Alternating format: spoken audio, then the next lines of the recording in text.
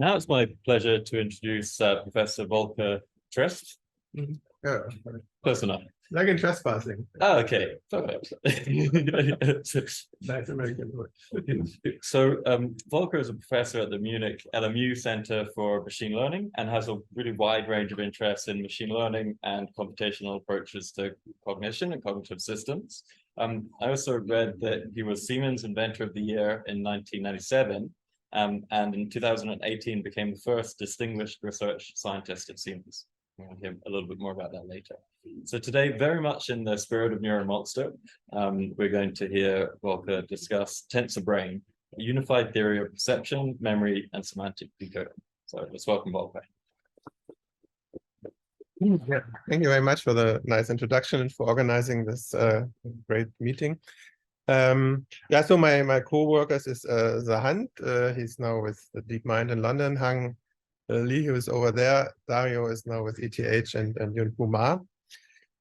So, so Goethe has this nice proverb, you only see what you know.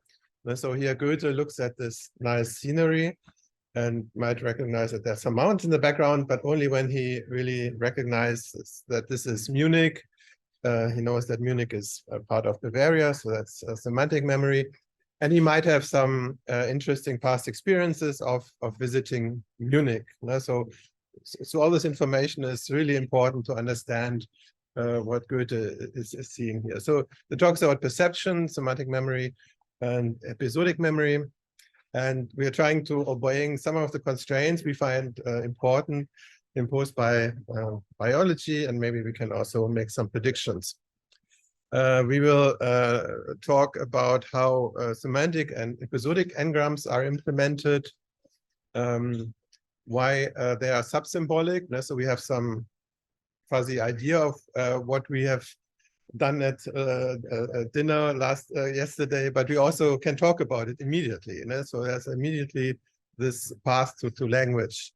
And so how do we estimate the semantic world state? What is reasoning? And a little bit about language as well.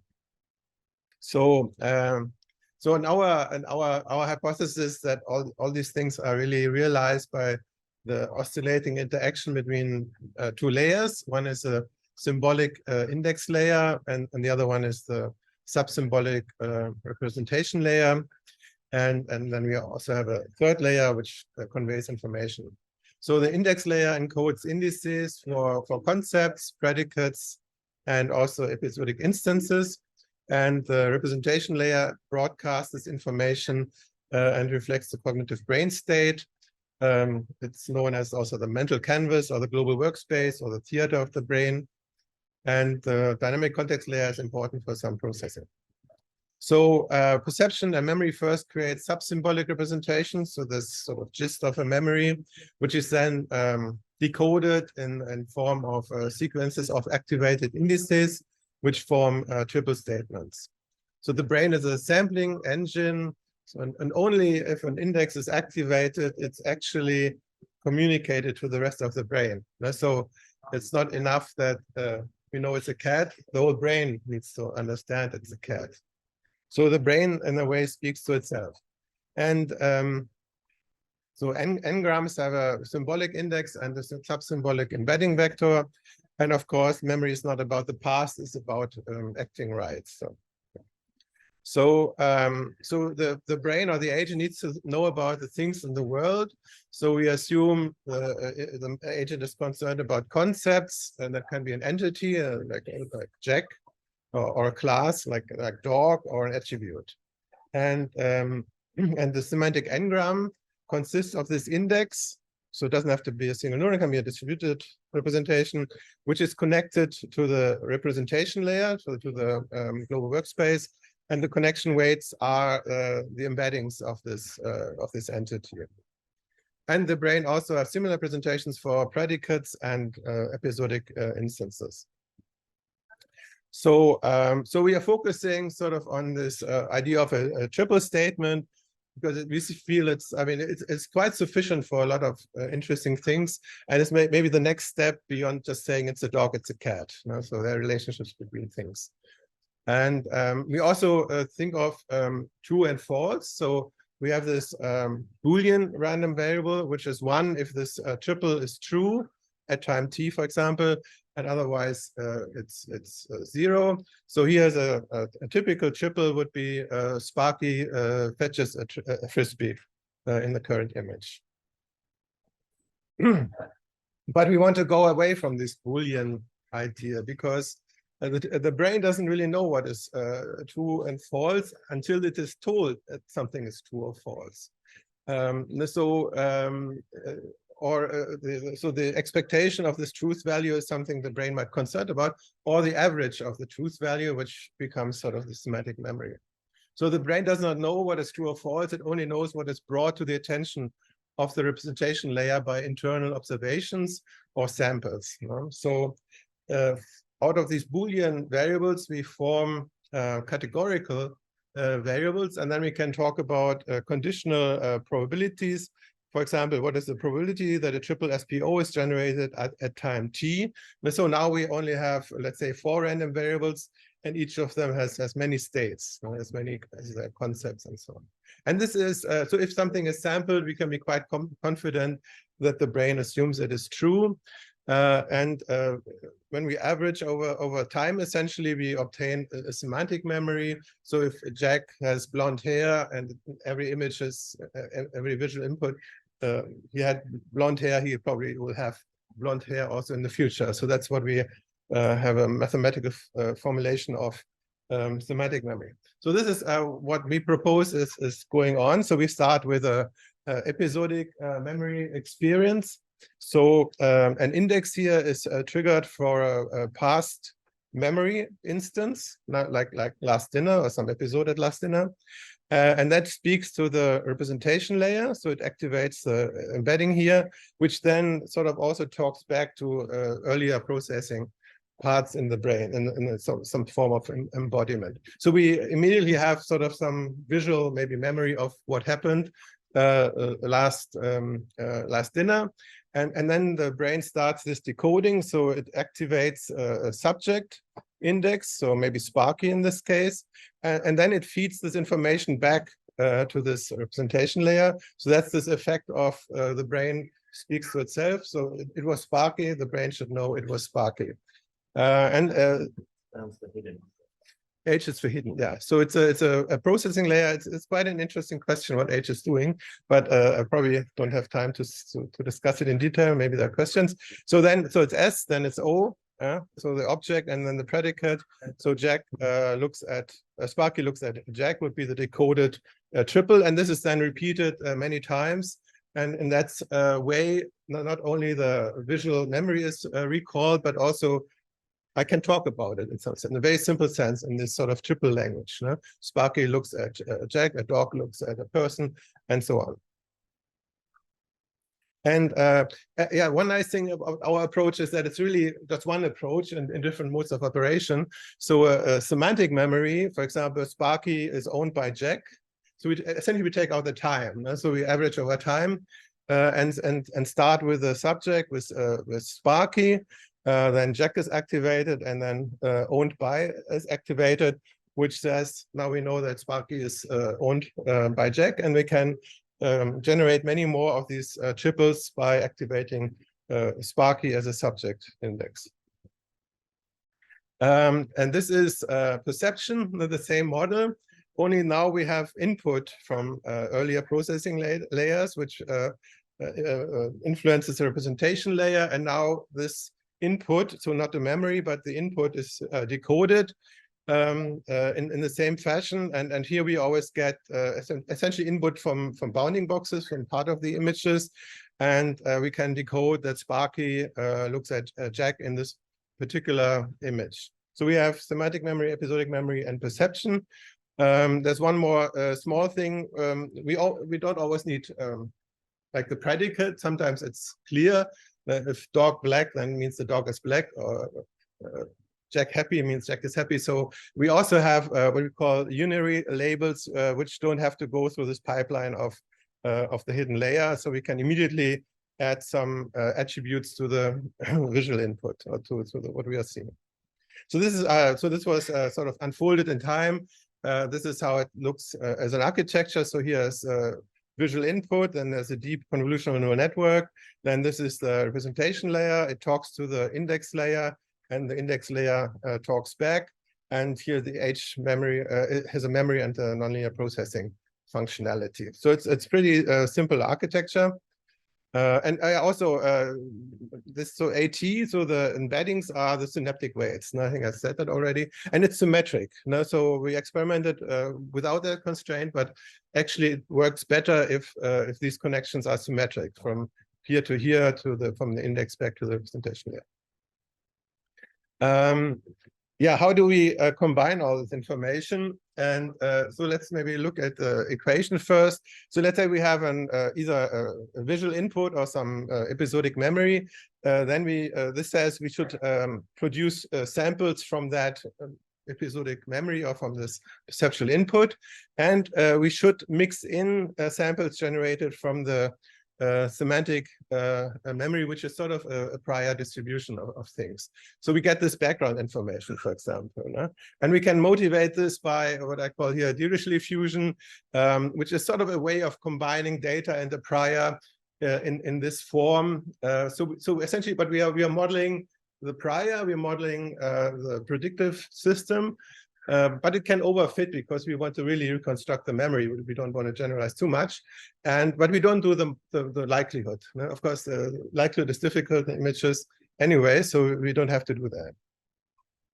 So here's an example.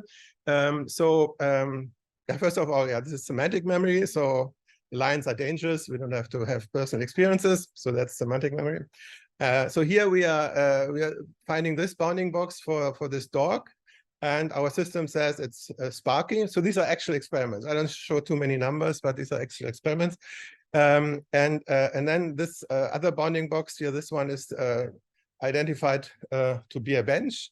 But this is also gets different labels. It could be a dog, it's a mammal, it's a living being, it's young, it's white.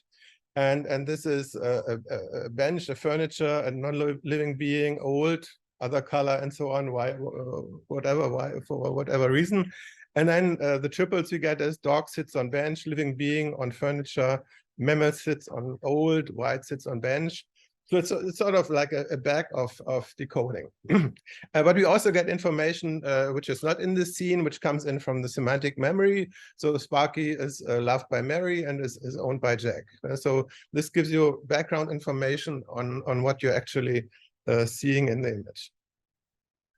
We can also have something which is we call generalized statements.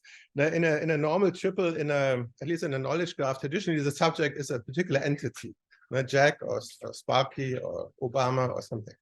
But of course the subject could also be a concept. What does it mean?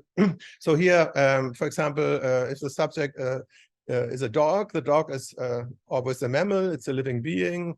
50% it's young, sometimes brown. It's often on grass, it's often behind person. So we sort of get average properties of members of this set. Or here, mammal can be 40% of the examples here. It's a dog. A mammal is a mammal. A mammal is always a living being. Often it's a cat. A mammal is often on a street. So this gives you all this sort of nice background information. And you can even go to the color black. For some reason, persons are black, and so on. So you get an understand. So that's a little bit of an interesting extension. That's probably what most people would think. It's a dog. It's not Sparky. But we start with Sparky, a particular dog, and then generalize to the general class dog. So this shows. So this is an analysis of our embedding vectors.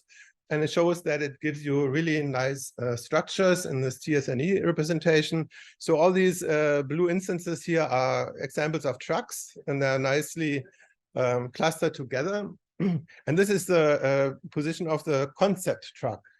So it's not clear that the system knows that a truck and the concept truck and the individuals belong together, but in the analysis, it turns out they are always really nicely located in the actual clusters being formed. So this gives us some confidence that this analysis might be useful. Then there's episodic memory. So it's the stuff we remember, and we make this three different distinctions. So recent episodic memory is essentially a state information. So this mouse doesn't see the cat anymore, and if it would have forgotten that it's in the cup hiding from the cat, it would have a big problem. So their nearness in time is important. We don't need a big state vector being updated. It's more like, oh, we can activate recent triples or recent instances, and don't forget that I was here. And this is, of course, affected in an age or something, and you don't know why you got here and what are you doing here.